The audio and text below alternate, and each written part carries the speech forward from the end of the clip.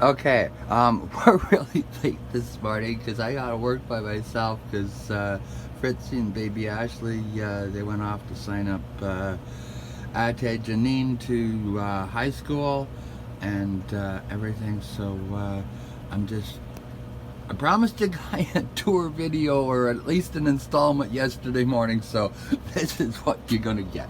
Okay, so this is the start of the tour, and yes, my son did make that for me. That is the rule. Dad gets no store-bought presents ever. Dad gets homemade gifts from the heart, even if it's at the last minute.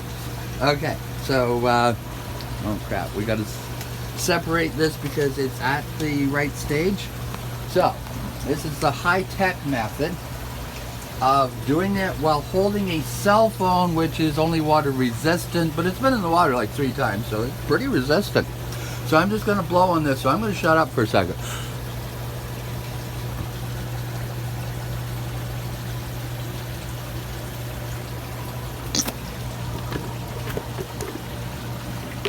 Okay, I managed! Yay! Okay, so this is the main separation of brine shrimp that we do each day. Each and every day. You have no idea how much of a routine you get into when you got this to do. Every day, plus the greenhouse, plus.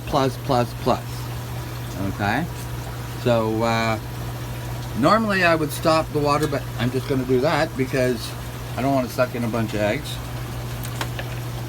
So, then this is yesterday's because I just let it settle and then I siphoned off yesterday. So,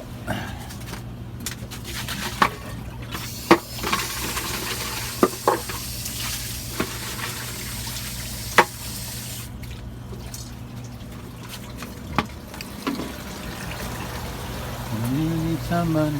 Okay, so then this will be swirled and left for this evening's separation. This gets, where is it? Okay, so we got the fresh water in there. That's the brine shrimp for tomorrow. And to get the fresh water, what we do is we take it out of a baby tank because that way they grow, because that's my little red parrot. I'm not red parrot, polar blues. And then we take water out of the salt water. So it's like 2/3 salt, 1/3 fresh, because they don't need full salt to hatch, and salt water costs money. Not like my buddy Cat Ron, he's Florida Keys. Salt water costs nothing. Well, except a trip down to the ocean with the forklift. Okay, so I had another upside down pop bottle, but I can't find it. But then again, if you guys have watched any number of my videos, that's a recurring theme I had and I can't find. Okay, so put this on the bubbler because it's getting cold now. It's like 1 degree outside, whatever. And so this will just be bubbling until I'm dressed, ready for work, and then I feed the greenhouse and go to work. Okay. Yeah, they're going back to Rabbi. So, we got our fish. There's a Moorish idol. Has Sleepyhead woke up yet? No, Sleepyhead's not woke up yet. We got a Kiter's leopard wrasse in here, and he never wakes up very early. I don't know why. Okay. We use Dollarama ceramic knives here because they don't rust. Now, this is going to be a little tricky because normally I hold it with one hand and chop with the other.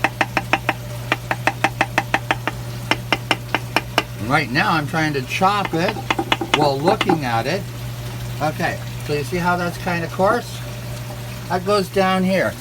If you look, you'll see there's a Bella Gobi, as in Bellissimo. And there's a pair of triggers, there's a clown trigger, there's a cowfish. So they eat all that chopped shrimp and stuff. Okay? And then the smell.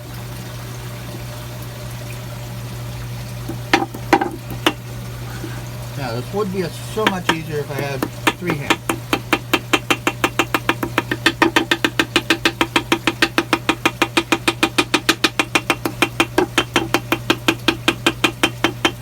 you're wondering what happens to what falls down here, I'll show you what's down here. Went to the fish auction on the weekend. I was looking for some marmot crab crayfish, so that's what's in this yellow bucket.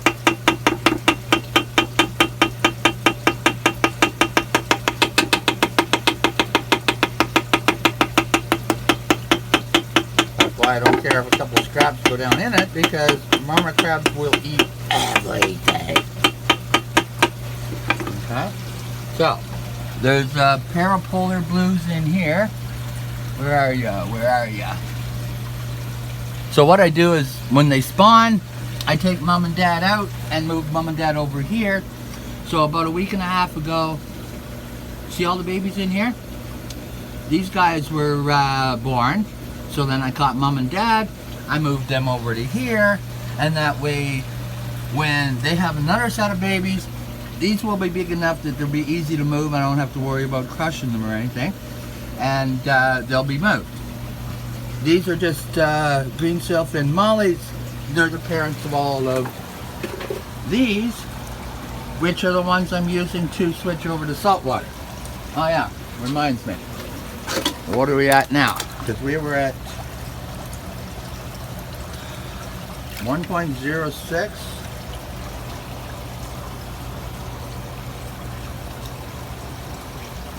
Now we're at halfway between 1.08 and 1.00. 1.010. Okay. So let's grab a part bag. I bought a bunch of stuff at the auction. Yeah, if you haven't figured it out, this is my basement. Okay, so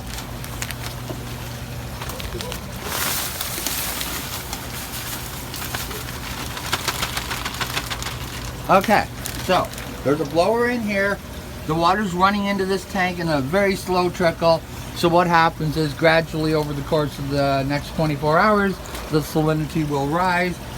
These guys are here to provide ammonia and a food source for the bacteria in the filter, so that we can switch it over to full salt water, because I don't have enough room, because as you can tell, I got a lot of fish.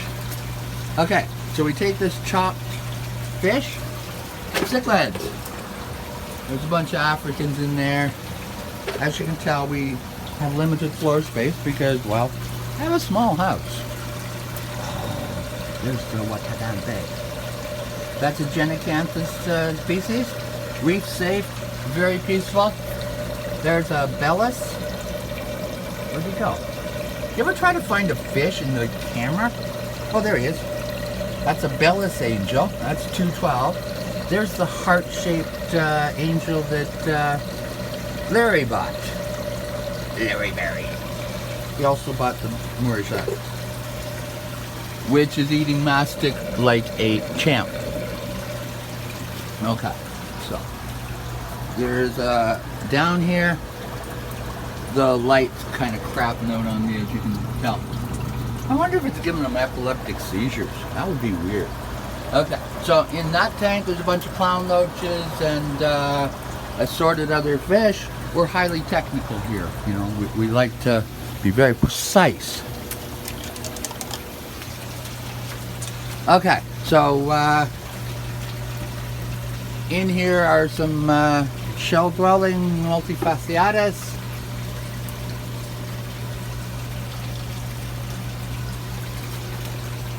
Alright. Okay, so we're coming 9 minutes and a half. I'll end this because I got to get back to work. Okay, bye-bye.